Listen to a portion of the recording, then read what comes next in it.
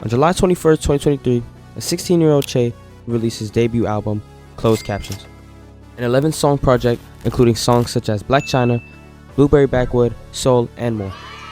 Prior to this release, Che had been known for his songs like Agenda, Euphoria, and 100.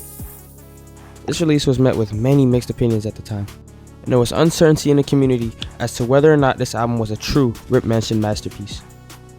Hey guys, before the video begins, I want to ask politely that you all listen to my new EP that just dropped called 6B4 by Jaltered on all platforms. Thank you. Now that we have nearly 3 years of hindsight on this album, it is safe to say that Closed Captions is nothing short of an art masterpiece. Closed Captions is peak human creativity. As we established, before Che's release of Closed Captions, his most popular tracks were songs like Agenda, Euphoria, and 100. Songs with a great and unique sound, but a sound that is completely different than the songs of the Closed Captions era. Even his most recent release before the drop of Black China, Closed Captions' lead single, sounded completely different from any song on his upcoming album.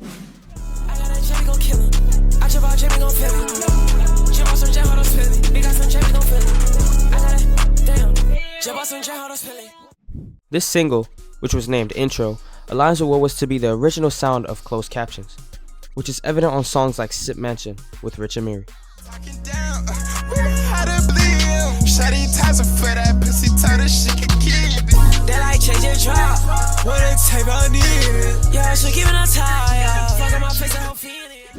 But just days after the surfacing of Sip Mansion, Che releases the long-awaited single, Black China, an introduction to the sound of Closed Captions.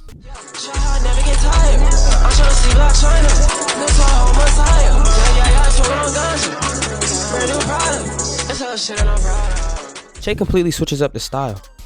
What was seen as what lame people nowadays like to call overstimulation music was the start of Che's creative perfection.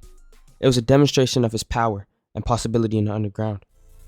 In this song, Che incorporates his high pitches, melodic flow, and singing ability onto a hi-hat heavy CXO and Swisher beat. This same sound pioneers the way for not only of the future of his career, but also heavily inspires others in the underground, and probably started Raining LOL's obsession. But what is even more impressive is that this masterpiece was created by teenagers no older than 16. The creative direction and melody of greats embodied in a young Che and CXO. Not Mozart, not Beethoven, not even Wolfgang Amadeus was this innovative at such a young age. Into the tracks themselves, the album begins with Blueberry Backwood, a strong, energetic, deliberate track, blended with melodic but hard vocals. Che is flowing on this song, but he keeps the melody in his delivery and cadence. This is a staple for the entire album. The ad-libs just add on to this. They portray a feeling of submergence, happiness, and being completely locked into the music. You can hear the emotions in his ad-libs. The mixing of this track is phenomenal as well. Towards the end of the song, you can hear the first transition of many on this album, where the EQ lowers to create an underwater effect that prepares you for the transition into the next song, Sativa.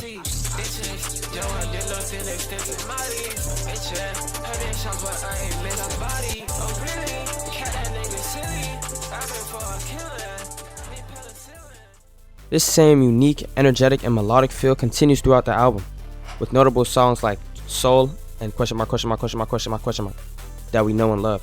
Che's lyricism is an often undermined piece of this album as well. Che pours his heart out with emotional lyrics throughout each song, but also has flat out bars on each and every song. Many of the lyrics are centered heavily around typical things like girls, money, and drugs, but this album has a particular focus on relationships and Che's feelings towards some of them. With that being said, I want to highlight the specific track, Canary, which I believe to be the most underrated track on this entire album by far.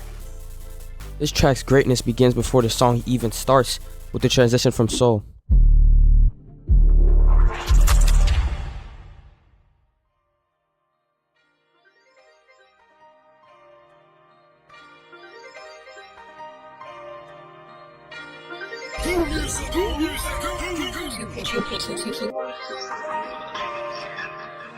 Check it out. The glitches and the melody slowly fading in set this track up to be a masterpiece. Che hops on fast with his first word being 4 seconds into the song. Again, beautiful melodic vocals with emotional ad-lib, but this time a slower beat. Che is flowing, having beautiful bars about drug use, weapon use, and women encounters. But when the chorus begins, Che says a beautiful lyric. Yeah, skirt. Ask this B word. I say, what's she really on? Such a clear and powerful vocal, one that can only be met with agreement and empowerment. Yes, Che. What is she really on? What are her intentions? Towards the end of the album, Che includes the beloved song Frank Ocean, one that truly embodies the closed caption style in a more happier tone. The song is beautiful, upbeat, and brings the masterpiece of an album to an end before Che's final song. What makes closed captions such a masterpiece in my eyes is the perfection of the innovative style. The mixing of the vocals and the beat, the melodic voices with a range of pitches throughout the album, the transitions, every single thing about this album just works together to create an experience that leaves you wanting more, wanting to hear it repeatedly, endlessly. At first glance, or first listen in this case, closed captions can seem like a regular underground slop album with the same beat over and over. But this description is made by peons. Closed captions is non-stop perfection throughout 11 tracks, where each track is unique but works together so well that an inattentive listener just hears the sound blending together.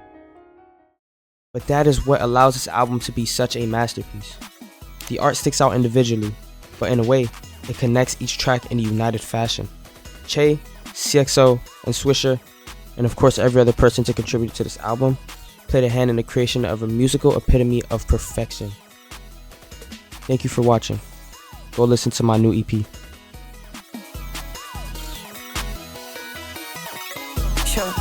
I had to pick out the way myself, these haters was messing it up. Me and Lil Burn gon' hop on the track and go crazy like damn, we finna go dumb.